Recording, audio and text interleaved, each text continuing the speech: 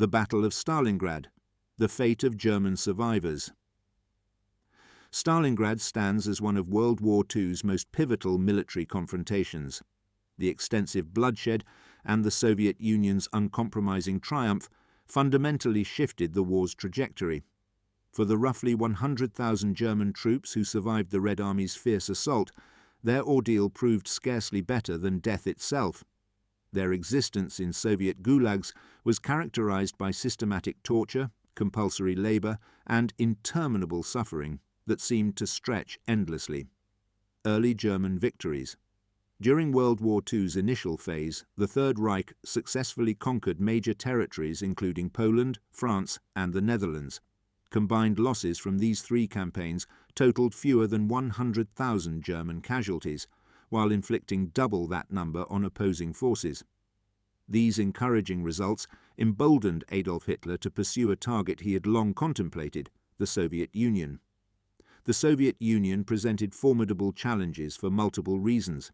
Its territorial expanse exceeded 22 million square kilometers, dwarfing France's approximately 640,000, Poland's 322,000, and the Netherlands' mere 40,000 square kilometers. Despite successful campaigns across these European nations, conquering every portion of Soviet territory seemed unrealistic. Additionally, the Red Army's strength posed significant obstacles. Throughout what they termed the Great Patriotic War, 5 million soldiers fought with weaponry surpassing several combined European armies. The Molotov-Ribbentrop Pact presented another complication. This non-aggression treaty signed between Germany and the Soviet Union on August 23–24, 1939, committed both parties to avoid mutual attack. Nevertheless, Adolf Hitler's ambitions transcended rational considerations. Following his World War I participation, the German leader harbored profound resentment toward the Soviet state and Bolshevism. Conquering this territory would prevent another British blockade and avoid famine similar to that following the previous major conflict. Operation Barbarossa Hitler initially intended to invade Soviet territory months earlier, but Greece's decisive invasion delayed the timeline, drawing considerable criticism.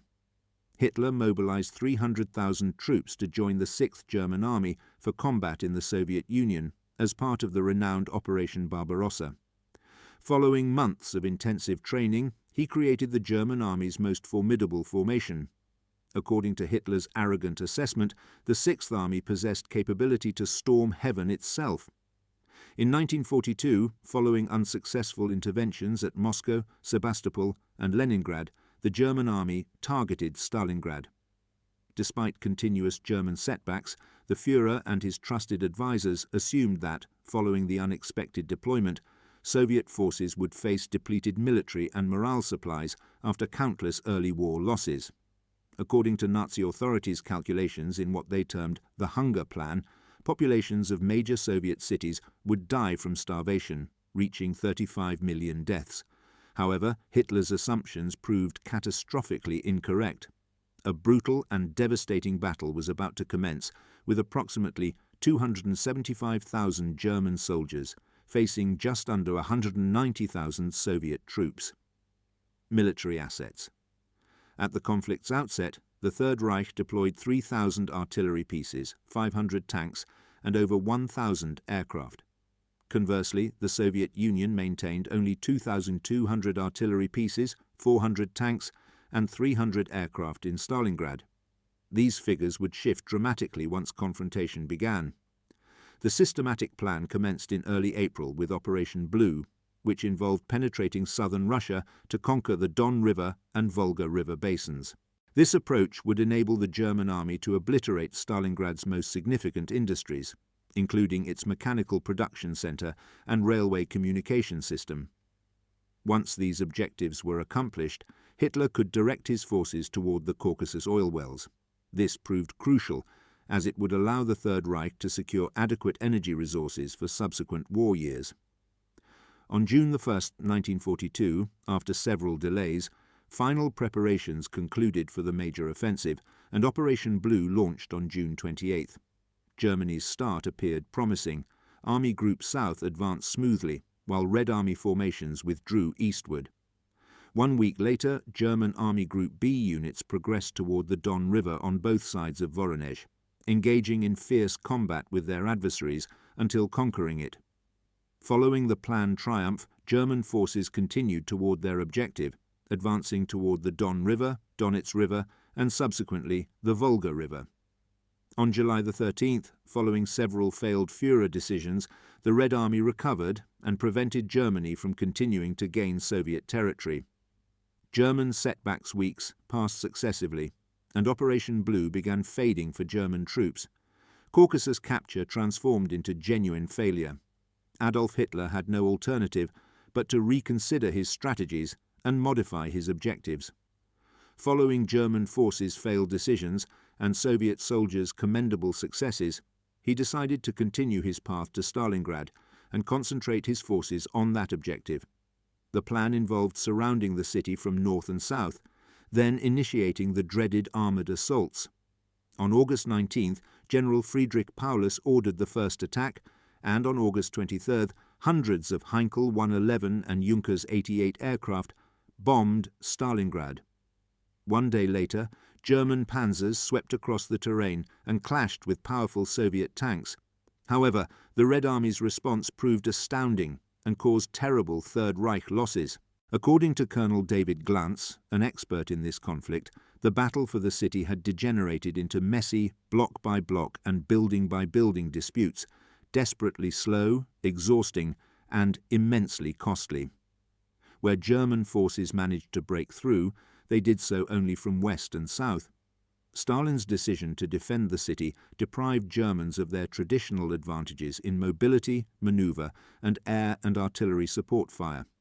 It forced them to penetrate Soviet defences to engage in battle resembling the Somme or Verdun of 1916, rather than the blitzkrieg of the previous 3 summers. Soviet counter-offensive. After 2 prolonged months of fighting and enduring 3 German offensives, the fierce Soviet counter-offensive arrived, making Adolf Hitler regret provoking Joseph Stalin and his powerful Red Army. Despite losses, the Soviet dictator had managed to purchase time and devise a perfect plan to halt German troops. This served as a decisive turning point for World War II. This strategy was called the Cosmic Plan and consisted of 5 operations: Uranus and Mars in the southwest and central front sectors, followed by Saturn and Jupiter, culminating with Operation Spark in the north.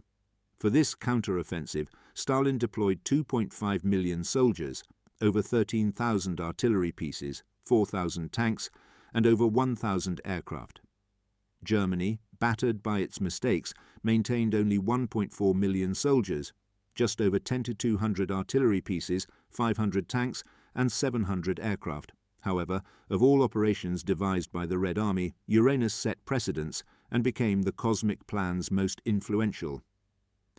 Led by Marshal Georgy Zhukov in the northern wing and Colonel General Alexander Vasilevsky in the southern wing, Soviet forces sought to push the enemy in the Don region westward, regain lost Stalingrad areas, and completely destroy the German Sixth Army.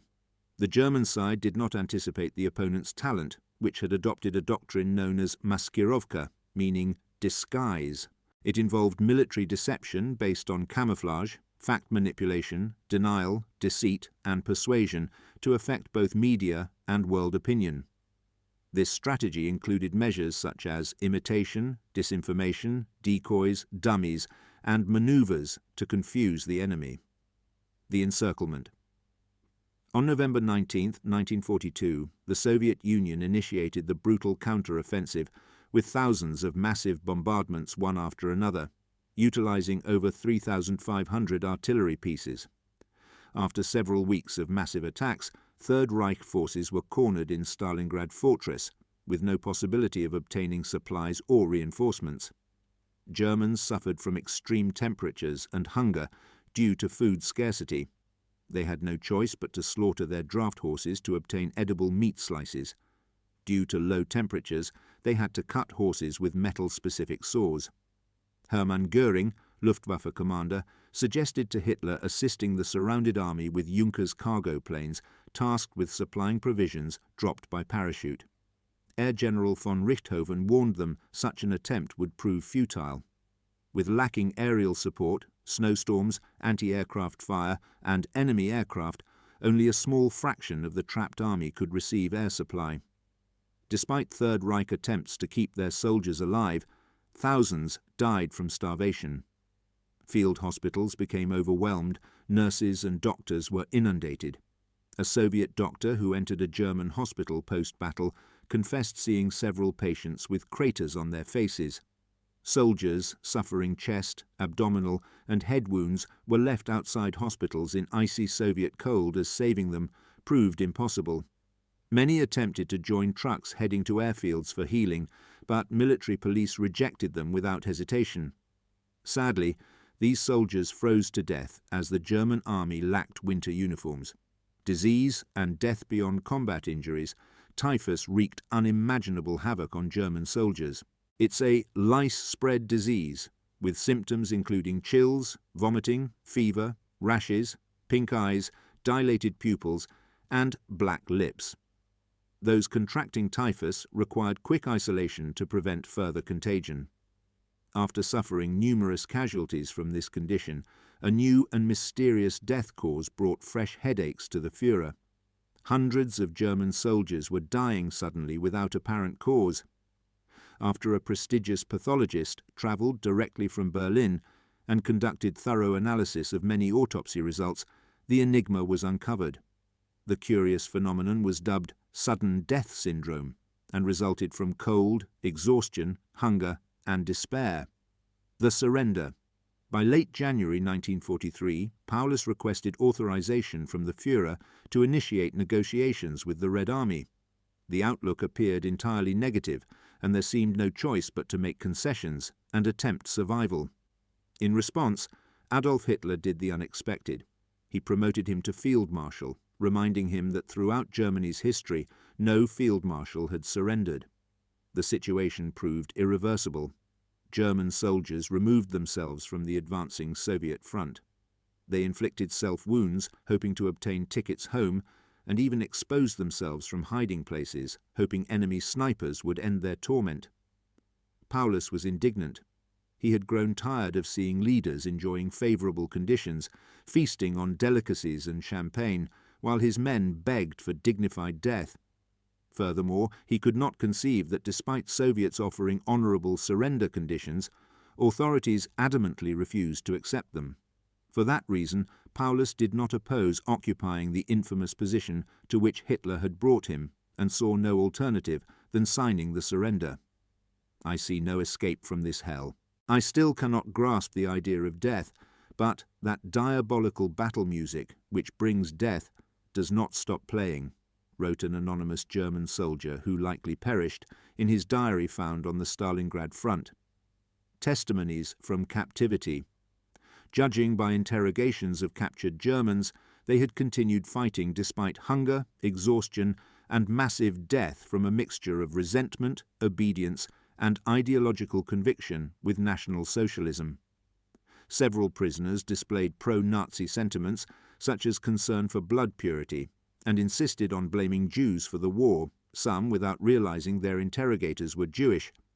A particularly motivating factor was fear of being taken prisoner. As Officer Ernst Eichhorn recounted, the idea spread that capture by Russians meant poor treatment, torture, and death, although, according to Eichhorn, until the last moment, most officers still hoped for outside help. Regarding surrender reasons, Lieutenant Hermann Strootman referenced the lack of provisions, men, and artillery shells, and the fact that it was physically impossible for them to continue fighting. We were starving, and most of us had frostbite. What a man can endure has a limit, and we reached that limit on February 2nd. We surrendered, he stated.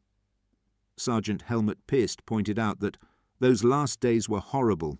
Thousands of corpses and wounded soldiers dying in the streets, and on top of that, we were receiving intense artillery and aerial fire from them. An anonymous soldier noted in his anguished diary describing the terrible cold, meagre food rations, and constant combat. Everyone's nerves are shot. I have lost faith in humanity. A final letter. An emotional letter to his father was written by an anonymous lieutenant.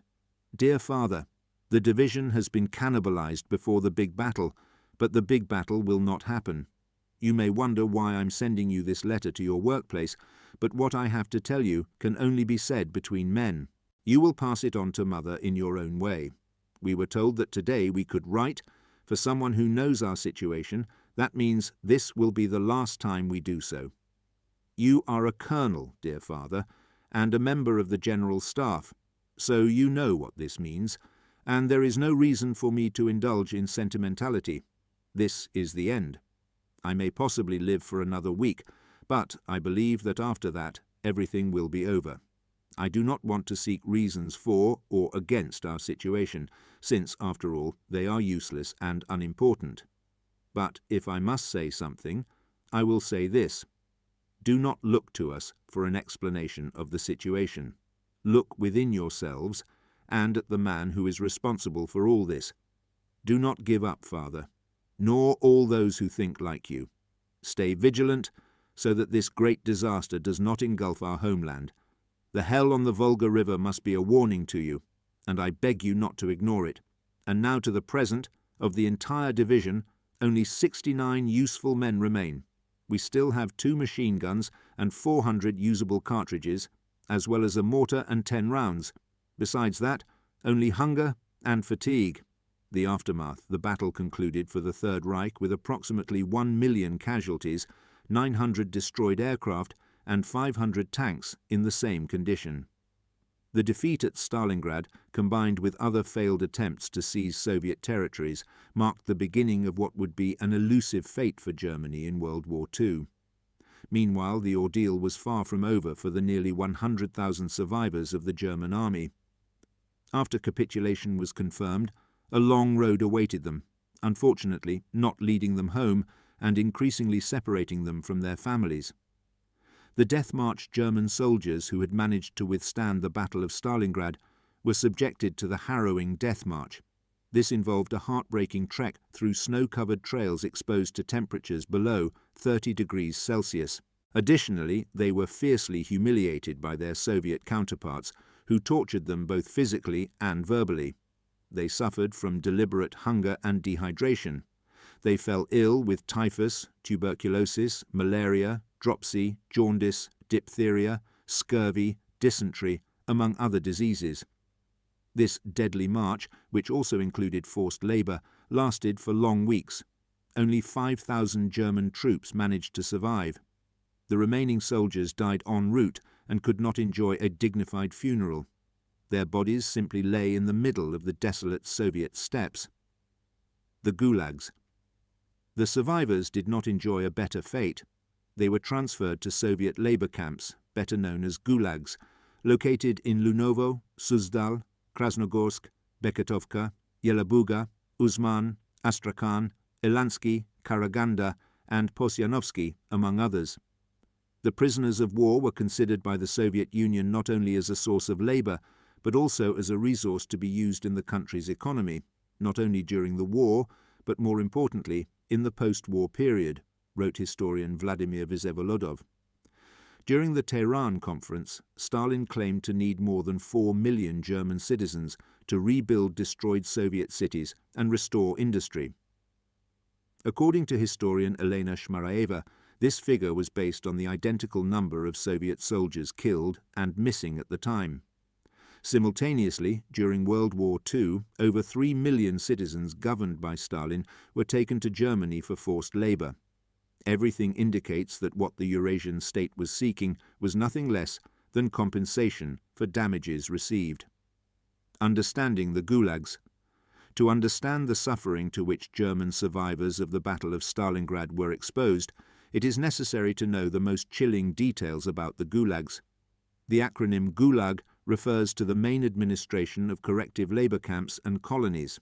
It is the branch of the NKVD, that is, the People's Commissariat for Internal Affairs of the Soviet Union. This unit was responsible for directing the penal system of forced labour camps.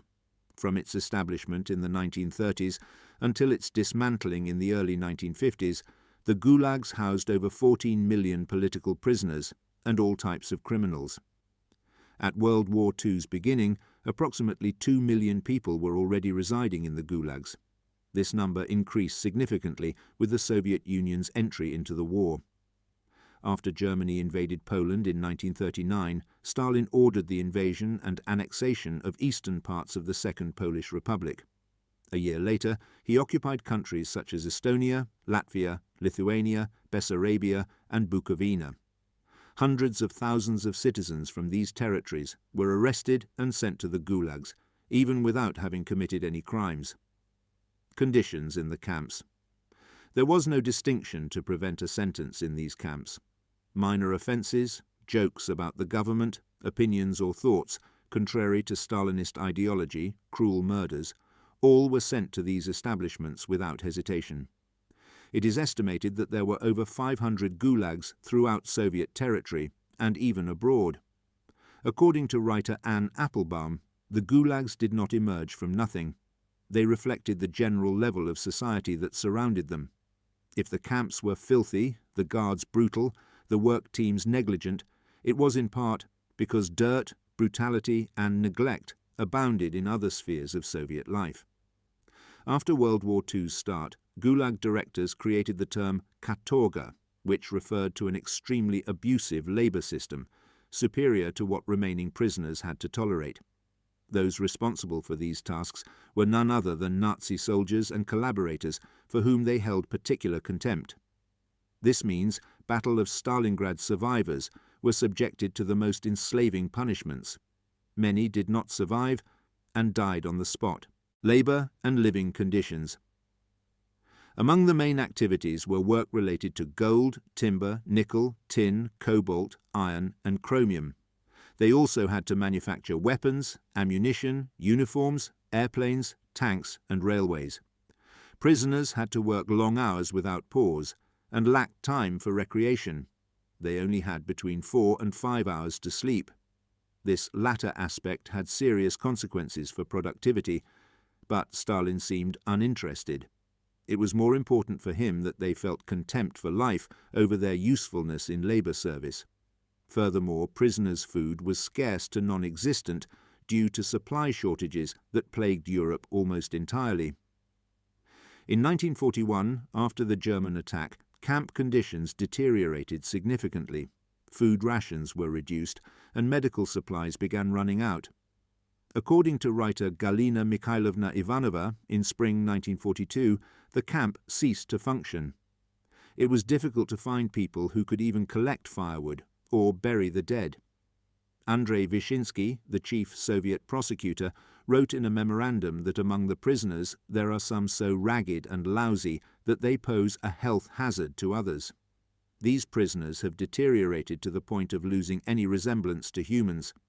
In the absence of food, they collect garbage and, according to some prisoners, eat rats and dogs.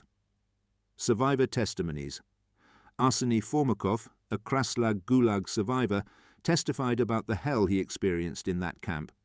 Sometimes you have to crawl along the path to the wagon with a log on your shoulders, specifically one that is heavy, damp, and made of hardwood, like oak. You are bathed in sweat. Your heart beats as if it is about to jump out of your chest. You breathe so hard that you start to pant like an overheated horse, and you start to think, "Let me break a leg. I would fall, and the log would crush me, and that would be the end. No more suffering. It would all be over forever." Helmut Bohn, a German soldier, confessed that, until we reached the camp, the daily ration was a litre of liquid soup and 300 grams of hard bread. Those days we were ordered to cut firewood for the Russian field kitchen. They gave us a little hot tea for dinner. We, a dozen prisoners, were locked up in a goat pen, supervised by a young lieutenant from the Red Army. Varying conditions. However, it is important to mention that convicts' living conditions varied according to the Gulag. For example, in Burepolom there were 3,000 non-political prisoners housed. While they were lightly supervised, they could walk at will. They had open barracks, mattresses and pillows. They could even watch Western movies. However, these conditions were exceptional compared to those of other gulags. In Nyushka too, they housed political prisoners and high-profile criminals. There, Soviet authorities installed surveillance towers with machine guns and provided closed barracks. Prisoners in general were prohibited from having photographs of their loved ones and were only allowed to send one letter per year. On the other hand, inmates also held positions of responsibility in which they assumed great duties. Some of them were camp guards and had to ensure the safety of their fellow inmates. In some exceptional cases, prisoners could be released early if they showed good performance. Occasionally they had livestock farming courses and theatrical performances performed by the professional theatre group of the Gulags. Mortality rates. It is estimated that between 1934 and 1953, more than 1 million people died within the Gulags. This means that many Battle of Stalingrad survivors died before they could find freedom or World War II's end. In 1941, the mortality rate was 6%. In 1943, the year German troops entered, the rate had reached 23%. After several months following World War II's end, in 1946, there were still over 240 labor camps in the Soviet Union, housing over 1 million prisoners. Over time, this number increased to nearly 4 million. However, around 70% of them had health problems. Post-war labor German prisoners of war, both sick and healthy, were assigned to labor battalions. Humiliated because of their crimes committed during history's greatest war, former Nazi forces members were cruelly forced to rebuild factories, dams, railways and roads. They also restored thousands of civilian houses that had been destroyed, as well as homes exclusively designed for Ministry of Interior workers. Some worked in a glass factory located in a Moscow suburb called Litkarine. Others built an archives building in Krasnogorsk based on the project of prestigious German architect Paul Spiegel. They were also responsible for logging and building roads and railways in remote and inaccessible areas. There were also those who collaborated in mineral extraction in the Don River Basin mines. There they extracted uranium, coal and iron. In turn, hundreds of prisoners were responsible for constructing Dynamo Moscow Football Club's stadium. For all these tasks, the Soviets recruited various high-level German specialists for different industries' restructuring. Thus, over 250 civil engineers, 220 electrical engineers, and over 110 doctors in physical sciences, technical sciences and mathematics worked toward reorganizing the state led by Joseph Stalin. Wages and living standards. It is true that those with doctorate or university certificates enjoyed better conditions than those who had caused thousands of deaths in the Soviet stronghold. Not only did they live in cities near institutions where they worked, but they also received wages in German marks, something an average Nazi officer envied greatly. However, it is necessary to clarify that both workers and soldiers working in construction projects received minimal pay for their services. Privates received 7 rubles a month, while former senior officers received between 10 to 30 rubles every 30 days. However, any of these figures was meagre. A pitcher of milk cost 2 rubles and a pair of shoes reached 150. On the other hand, prisoners who did not have any special skills had to find a way to survive. Experiences lived in post-war labor camps were not very different from those they had to endure while the Third Reich fought to dominate the world. According to prisoner Reinhold Brau, at first we had to load 2 train wagons with wood during a work shift. Then the norm increased to 3 wagons. We were forced to work 16 hours a day, also on Sundays and holidays. We returned to the camp at 9 or 10 at night, but often did so at midnight. We received watery soup and fell asleep so that the next day at 5 in the morning we would go back to work. According to Officer Heinrich Eichenberg, who also had to tolerate post-war period hardships in Soviet lands, the stomach problem was above all. The soul and body were sold for a plate of soup or a piece of bread. Hunger ruined people, corrupted them, and turned them into animals. Stealing products from their own companions became a common thing. Rising death rates. During 1946, the death rate increased compared to the previous year and approached 300,000 people. Despite many Germans continuing to be prisoners, some enjoyed coveted freedom. In June 1945, the Soviets released about 200,000 sick and weakened prisoners. 2 months later, that number rose to 600,000. those fortunate enough to return to German soil could not keep money earned from their tasks. That's why they tried to buy provisions before it was taken from them. According to Wilhelm Lotz's testimony, who was repatriated in 1949 before returning home, he acquired 6 kilograms of cookies, over 2,300 cigarettes, and 600 grams of tobacco. The journey home. Despite being liberated, transportation conditions were no different from those of a labour camp. Others received neither water nor food during the long days when trains crossed Soviet lands. Once on German soil, they were transferred to the Soviet relocation camp in Frankfurt, where the next 48 to 72 hours passed. Finally, Red Army ranks sent them to their hometowns. German prisoners of war repatriation from Soviet lands officially ended in 1950. However, during the next 6 years, between 10,000 and 20,000 captives who had not been declared regularly were handed over.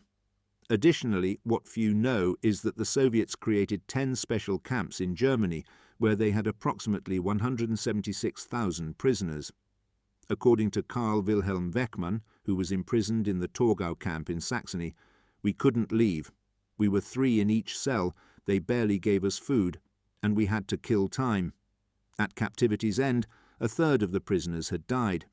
Those who could emerge unharmed were prohibited from mentioning the conditions in which they lived in the camps, as they were accused of incitement and slander."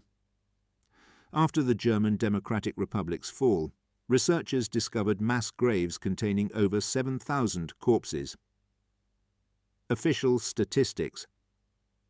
Among the convicts who worked in Stalin's Gulags, according to official Soviet statistics published in 1956, over 2 million German prisoners were repatriated to Germany. However, some claim that these figures were manipulated and that the actual number was approximately 600,000. Friedrich Paulus's fate. Another fate befell Friedrich Paulus, the aforementioned field marshal in Stalingrad, as he endured truly desolate days after leading the German army in this brutal battle.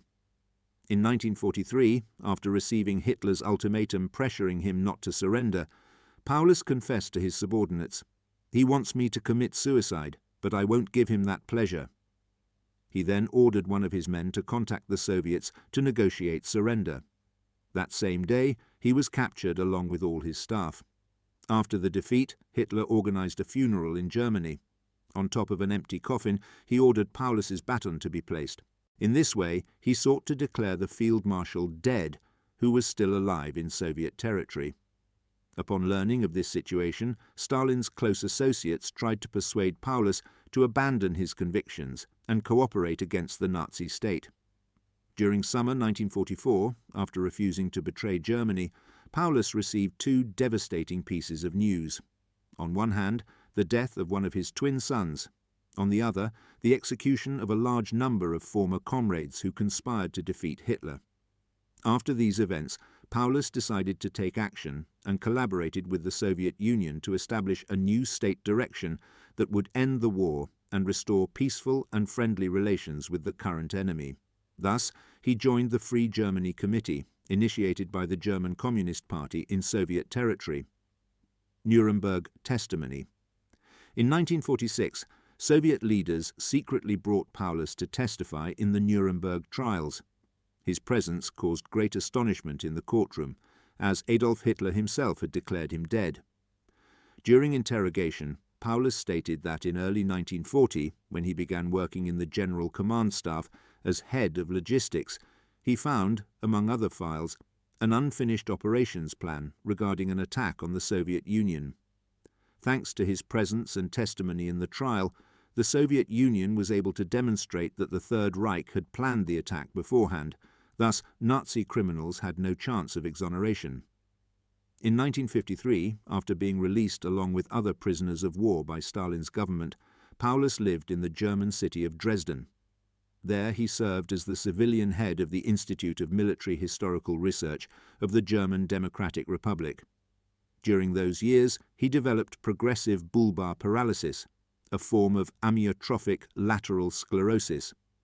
Friedrich Paulus passed away on February 1, 1957, Walter von Seydlitz-Kurzbach. Another remarkable story was that of Walter von Seydlitz-Kurzbach. After being promoted to lieutenant general following his work in the Demyansk offensive operation, he was part of the 6th Army in Stalingrad, alongside Paulus. Shortly before the battle's end, Seydlitz was taken prisoner. During his captivity, Soviet officers noticed that he often spoke derogatorily about the Third Reich. For that reason, and upon Stalin's order, they tried to persuade him to join the group of German military personnel who wanted to overthrow Nazism. After agreeing, he began to persuade other German troops to join him. Upon learning of this situation, Hitler ordered him to be sentenced to death in absentia for his betrayal. Consequently, his relatives were persecuted and expelled from official positions. In 1943, Seydlitz was appointed president of the League of German Officers, composed of prisoners in Soviet hands. This entity depended on the National Committee for a Free Germany, the same one that Paulus was part of. The former Lieutenant General's thirst for revenge was insatiable. He even proposed the creation of an anti-Nazi German army composed of German prisoners. Additionally, he attempted to plan an operation to gather paratroopers and drop them over Germany to initiate a communist partisan guerrilla. However, Soviet authorities vehemently rejected all his proposals. Later, Stalin deemed the Officers' League to be utterly useless and re-imprisoned Seydlitz and his comrades.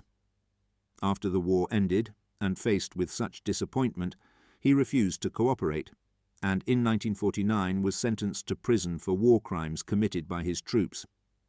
7 years later, Seydlitz was released and sent back to Bremen, his hometown. Although he sought to regain his rank and have his lifelong pension recognized, this was not possible. It wasn't until 1956 that the West German government annulled the sentences imposed by the Third Reich. Seydlitz died on April 28, 1976. Almost 20 years after his death, in 1994, his family succeeded in having the military courts of Russia annul the sentences imposed by the former Soviet Union. Legacy Stalingrad was renamed Volgograd, which means the city of the Volga. Beneath its new structures and buildings lies the bloodshed of a bloody war which left millions dead and led to almost 100,000 troops ending up in the brutal Soviet Gulags. After the war, many of them died under the most terrible conditions, while others managed to survive the ordeal and return to their native Germany. However, none of them could avoid the judgments exercised by justice and the resentment of a citizenry that, for the years to come, sought peace and prosperity. In their homes, in their prisons, and in their graves, the men of Stalingrad hold the darkest stories of a battle that marked military history forever.